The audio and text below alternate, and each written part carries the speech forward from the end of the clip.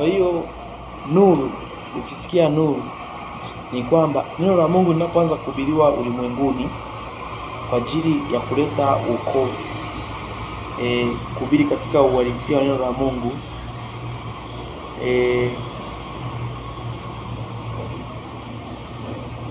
katika uhalisia wa neno la Mungu, pale neno la Mungu huwa lina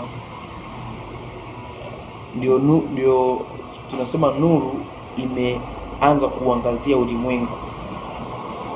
Hii sio jua, tutakuja kusoma jua hapo chini yake hapo. Hii ni nuru, imeumbwa nuru hapo. Ningekuwa jua hapa, Mungu asingeenda huko chini akaumba jua na mwezi na nyota. Tutakuja kuelewa maana yake kiroho.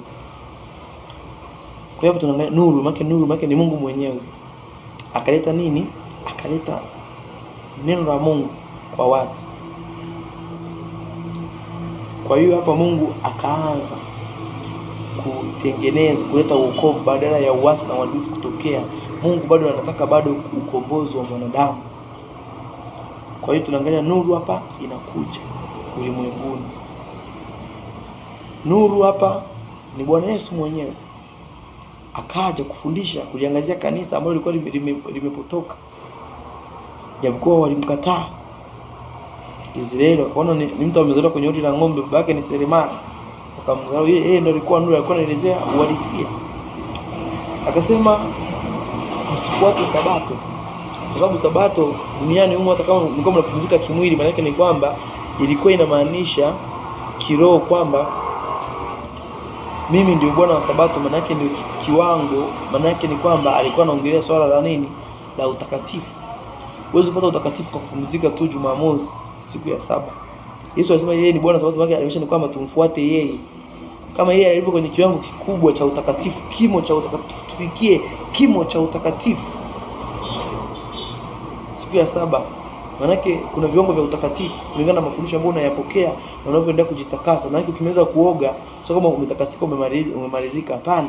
Na ukija kula inabidi unawe tena mikono. Maanake kuna viwango vya utakatifu. Hizo ngazi saba za viwango vya utakatifu, kuanzia siku ya kwanza, siku ya pili, siku ya tatu, siku ya nne, siku ya tano mpaka siku ya saba. Maanake ni kiwango cha utakatifu.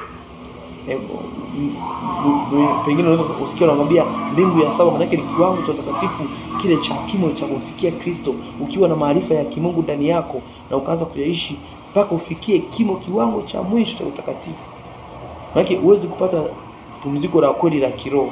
Maana sasa pumziko la kimwili, unaweza pumziko la kiroho. Maana huwezi kwenda kwenye nchi mpya na mbingu mpya kama hauna Yesu ambaye ndo anatoa pumziko la kweli, ambapo Yesu anasema njooni kwangu ninyi nyote msumbukao na mzigo, nami nitawapumzisha. Kwa pumziko la kweli tunalipata kupitia Bwana Yesu. Sabato yetu sisi, siku yetu ya saba, mama yake siku yetu sisi ya kupumzika ni pale tutakapoingia katika pumziko la kweli la kiroho ambalo tunapokea kwa kumpata Bwana Yesu na kumuishi Yesu, sio kuishi kivuli chake, kuishi uhalisia wake, kupata neno la Mungu ambalo limefunuliwa, ambalo linaelezea nini? Uhalisia. Kwa tukisha hata hiyo, maana ndio tutapata haki ya kwenda mbinguni, sehemu ya watakatifu, au baada ya ufufuo ule wa uzima wa mara ya pili kwenda kwenye mbingu mpya na nchi mpya, kwenye utawala wa nani? Wa Bwana Yesu Kristo kwa miaka 1000. Kwa hiyo huko ndio tutapata pumziko la kweli la roho zetu. Maana ni kwamba ndio baada ya kupata, kwa hiyo tutapata utakatifu ule ambao tunauongelea na tukaenda mbinguni kule kwa ajili ya pumziko wa roho zetu, au pumziko la kiroho ambalo tunalipata, ambalo ni utakatifu kuanzia hapa duniani. Nilikwambia huwezi kwenda kule mbinguni kama hauishi mbingu hapa duniani. Lazima uwe mbingu hapo kwanza duniani. Lazima katika ulimwengu wa roho uwe na mbingu unatembea na wewe. Pia ndio utakapoenda kwenye mbingu mpya na nchi mpya baada ya kutoka hapa duniani, au baada ya kufufuliwa mara ya pili kwa ajili ya kuna ufufuo wa watu kwenda uzimani kwenda wengine kwenda mautini, kwenye mauti ya pili, jehanamu ya moto. Kwa hiyo lazima uishi mbingu ukiwa wapi? Hapa duniani. Kwa hiyo neno la Mungu ambalo ni uhalisia ndio linatupa nini? Ule wokovu, linatupa sabato ya kweli, kwenda kupumzika kule kiroho, sio kimwili.